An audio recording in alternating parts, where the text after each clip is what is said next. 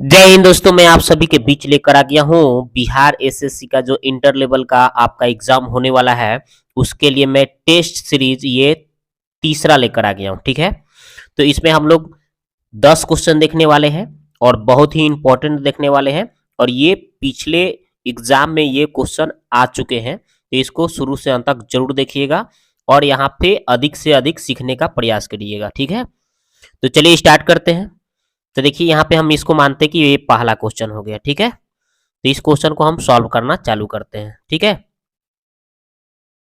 तो देखिए इसको हम लोग कैसे सॉल्व करेंगे, ध्यान दीजिए। ठीक है, अच्छी तरह से बोला गया है, क्या बोला गया है कि तरुण ने एक टीवी अंकित मूल्य पर 35% की छूट पर, ठीक है, अगर वह 40% की छूट पर 800 रुपए की बचत होती है तो उस टीवी पर किस किस मूल्य पर खरीदारी होती है।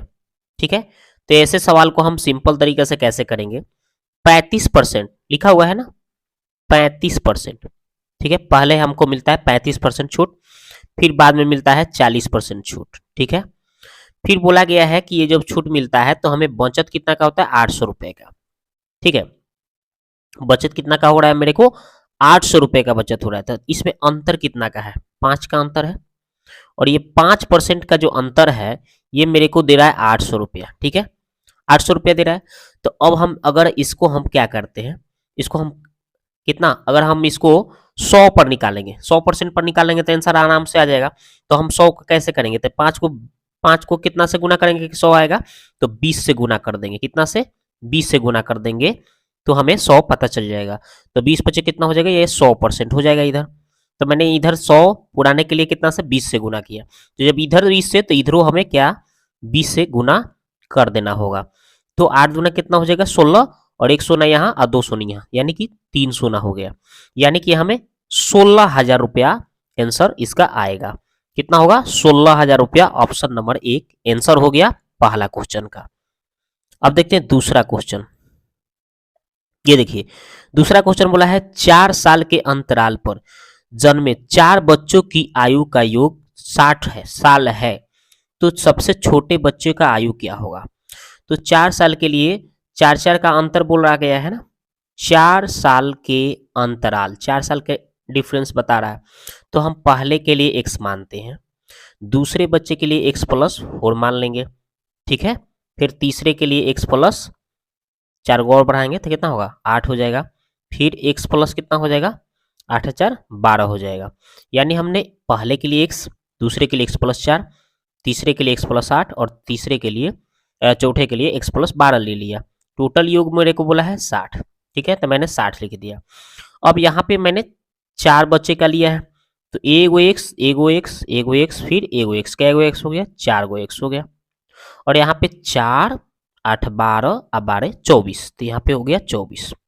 और इधर मेरे को बोला है 60। अब इसको आगे बढ़ाएंगे, 4x इधर हो जाएगा, ये 24 जाके 60 में से उधर जाके घट जाएगा। तो 24 जैसे ही उधर जाके घटेगा तो कितना हो जाएगा, 36। कितना हो जाएगा, 36 हो जाएगा। 24 को जाके उधर घटेगा 60 में से। तो अब ये 4 से काटेंगे 36 को तो 9 बार में कट जाएगा, यानी x का वैल्यू कितना आ गया, 9 आ गया। तो सबसे छोटे बच्चे का पूछ रहा है, सबसे छोटा बच्चा हमने x माना था, जो कि x का मान आ गया 9। तो इसका आंसर हो जाएगा दोस्तों ऑप्शन नंबर बी, 9 साल होगा। ठीक है, ये देखिए अगला क्वेश्चन। ये क्वेश्चन बोला है दोस्तों, बोला है कि 2 रेलगाड़ियां हैं ए और बी। ठीक है, शुरू करते हैं लोग चलना। ठीक है, क्रमशः बी तथा ए की ओर जा रही है, बी तथा ए की ओर जा रही है। उसकी चाल 80 किलोमीटर प्रति घंटा तथा दूसरे की चाल कितना दे रहा है, 95 किलोमीटर प्रति घंटा है। दोनों मिलती है तो यह पाया जाता है कि एक रेलगाड़ी 165 किलोमीटर ज्यादा दूरी तय करती है। तो ए और बी के बीच की दूरी क्या होगा। तो ऐसे सवाल को बनाने के लिए आप क्या करेंगे, मान के चलते हैं कि यहाँ पे कोई बिंदु ए है और यहाँ पे दूसरा बिंदु हम ले लेते हैं, यहाँ पे कोई बिंदु बी। ठीक है, और इन दोनों का यहाँ पे चलना शुरू करते हैं लोग। ठीक है, और यहाँ पे इसका 80 दे रहा है चाल ए का, और दूसरे का चाल दे रहा है 95 दे रहा था। ठीक है, अब ये हमें पता चल गया। अब बोल रहा था कि एक जो है, ये दोनों एक दूसरे की ओर जा रहे हैं और कहीं ना कहीं आकर मिलते हैं। कहीं न कहीं आकर बिंदु पर मिलते हैं। लेकिन किसी एक का चाल ज़्यादा है, जो ज़्यादा दूरी तय करेगा, जिसका चाल ज़्यादा होगा तो दूरी थोड़ा कितना ज़्यादा तय करेगा। तो ये देखिए, ये 95 है, ये 80 है, तो इसका ही चाल तो ज़्यादा है, तो यही तो दूरी ज़्यादा तय करेगा। कितना ज़्यादा तय करेगा भाई? तो इस दोनों का अंतर कितना है? कितना अंतर है? तो 15 का अंतर है। और यही जो कितना ज़्यादा तय करेगा भाई? 165 ज़्यादा करने की बात बोला है। तो ये 165 जो है, ये 15 हमको डिफरेंस है, 165 तय कर रहा है। तो हम करेंगे क्या दोस्तों? तो हम इस 165 में ये 15 से अगर जैसे ही हम इस डिवाइड करेंगे इसको 15 से, ठीक है, इसको डिवाइड करेंगे तो यहाँ पे 11 बार में कट जाएगा। तो यहाँ पे 11 घंटा लग जाएंगे।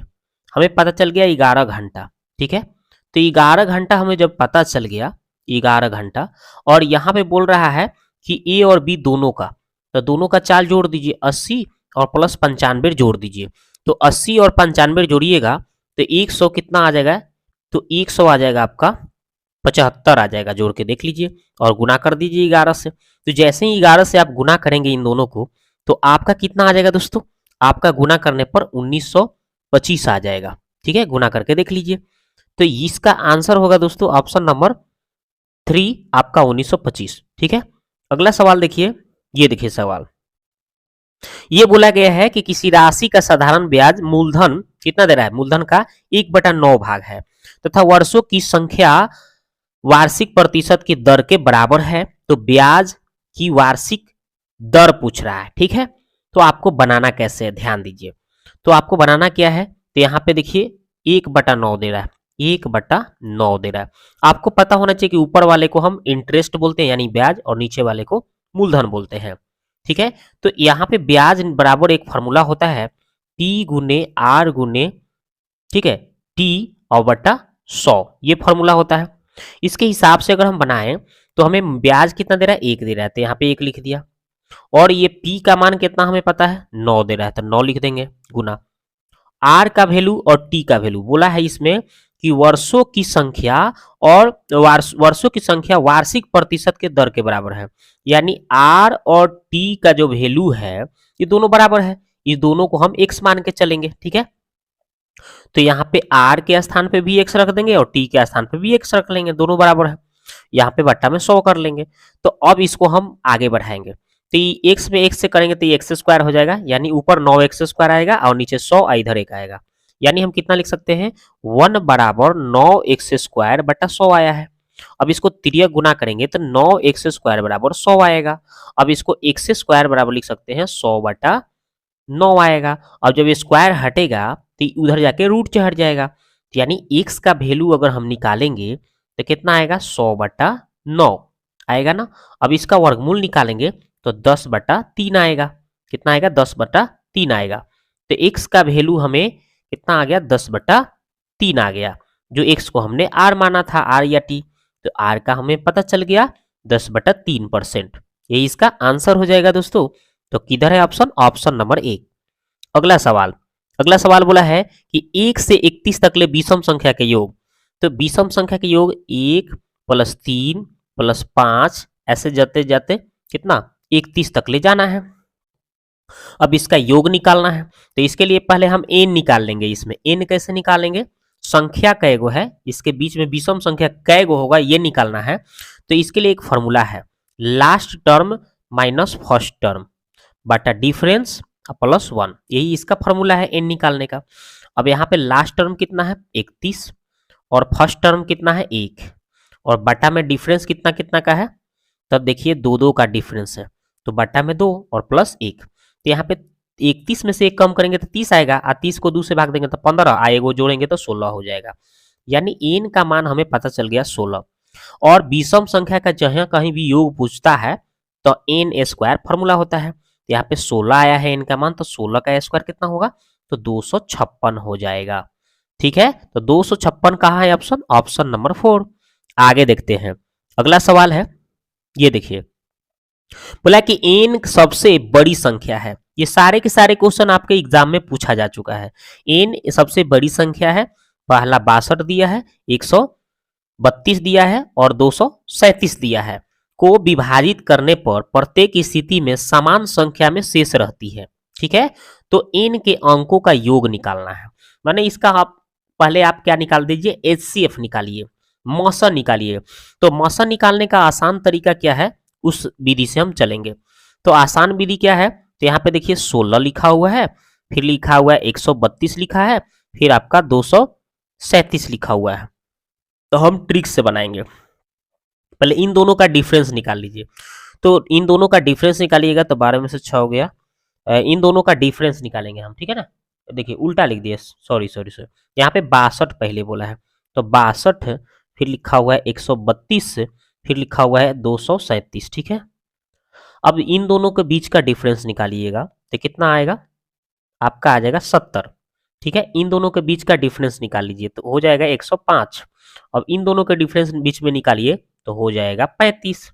तो बस आपका बस यही आपका इसका मौसा हो गया। आप ऐसे भाग लगा के गुणनखंड विधि से जैसे भी निकालिए, लेकिन हमने ट्रिक से बनाया तो 35 मेरे को मिल गया। 35 से सारे के सारे कट जाएंगे, यानी इसका मौसा हमको 35 पता चल गया।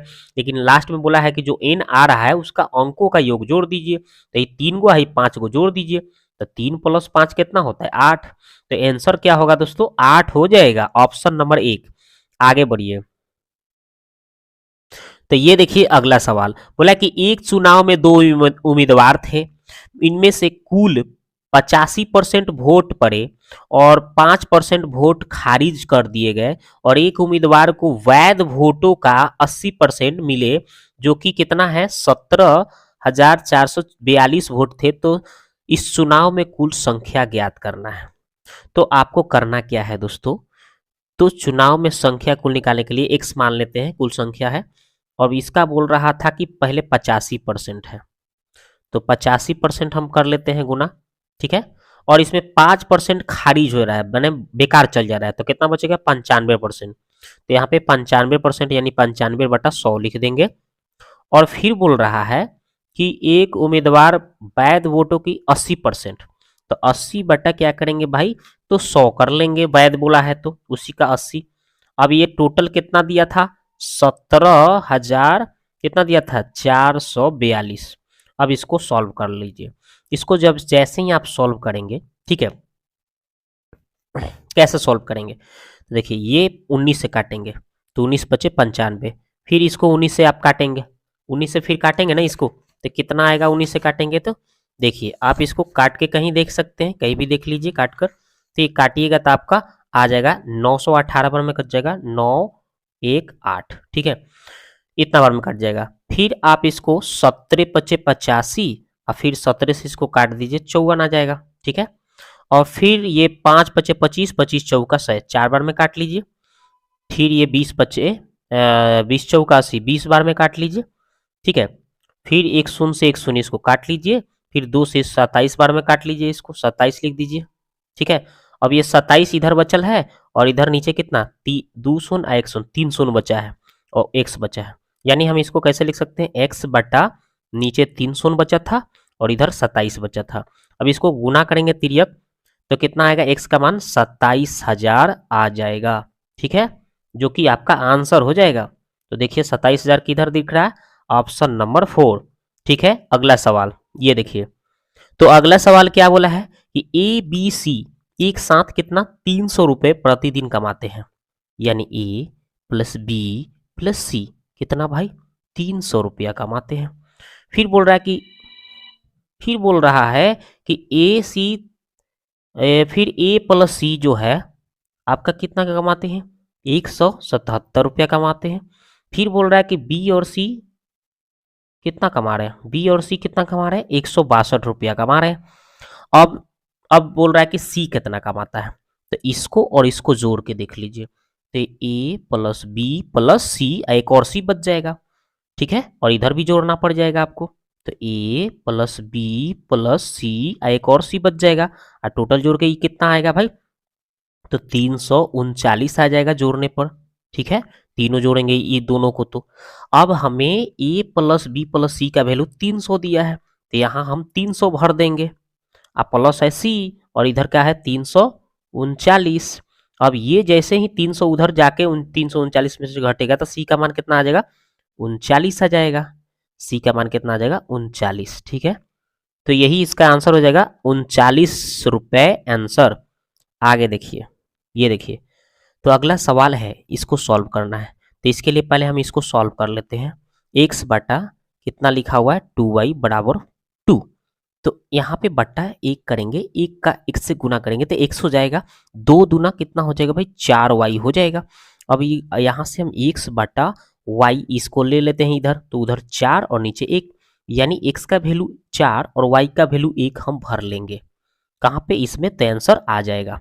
तो चलिए हम इसमें भर के देखते हैं। तो यहाँ पे 3x है, तो 3 गुने x का वैल्यू 4, 8 और y का वैल्यू 1, x का वैल्यू 4 और y के वैल्यू 1। इसको सॉल्व कर लीजिए। 4 3 12, 8 हो गया, और नीचे 4 में से 4 एकम 4 है, ऐसे ही 2 एकम 2, यानी ऊपर 4 आया नीचे 2, काटेंगे तो कितना है भाई 2 आ गया आंसर। तो 2 ऑप्शन में कहीं नहीं दिया है आपका आंसर, लेकिन आंसर होगा 2। ठीक है, यहाँ पे ऑप्शन सुधार लीजिएगा। अगला सवाल है, ये देखिए, अगला सवाल है कि साधारण ब्याज, ब्याज लिखना चाहिए था यहाँ, कि किस दर से 5 वर्ष में धनराशि कोई जो है 8,000 से कितना हो जा रहा है 12,600 रुपया हो जाएगी। तो इसको हम ट्रिक से भी बना सकते हैं, बेसिक से भी बनाएंगे, लेकिन हम ट्रिक से ही चलेंगे। तो 8,000 था, और इसको 8,000 से कितना भाई, तो 12,600 बनाया गया है। तो एक शून्य से एक शून्य यहाँ कट गया। अब इसको हम 8 से काटेंगे तो ये 100 हो जाएगा। ठीक है, और इधर भी हम 8 से काटेंगे, इधर भी हम इसको काटेंगे 8 से। ठीक है, तो 8 से जैसे ही हम इसको काटेंगे तो कितना बार में कटेगा भाई, तो 1 5 7 और 0.5 बार में कट जाएगा। ठीक है, तो यहाँ पे देखिए 100 से कितना बढ़ गया है, तो 100 से कितना बढ़ा है, यहाँ पे बोला था ना कि 5 वर्ष में, तो 5 वर्ष में कितना डिफरेंस आ रहा है, कितना डिफरेंस आ रहा है, तो 5 वर्ष में आपका आ रहा है 57.5 का डिफरेंस आ रहा है, 57.5 का डिफरेंस आ रहा है। तो पूछा गया है 1 साल पे। ठीक है, तो 1 पर निकालेंगे तो ये 5 से इधर भी काट लेंगे, 5 से इधर भी काटेंगे, तो यहाँ 1 आ जाएगा इधर। ठीक है, और इधर कितना हो जाएगा 1, 5 एकम 5, 5 एकम 5 और 5 25। ठीक है, 50 25, यानी 11.5 आ जाएगा। 1 का वैल्यू कितना आ जाएगा 11.5%। तो ऑप्शन नंबर 1 इसका राइट आंसर हो गया। ठीक है, तो दोस्तों आपको ये वीडियो कैसा लगा, आप जाके कमेंट बॉक्स में एक प्यारा सा कमेंट करें, ताकि मैं इस तरह से आपके लिए वीडियो लाते रहूं। ठीक है।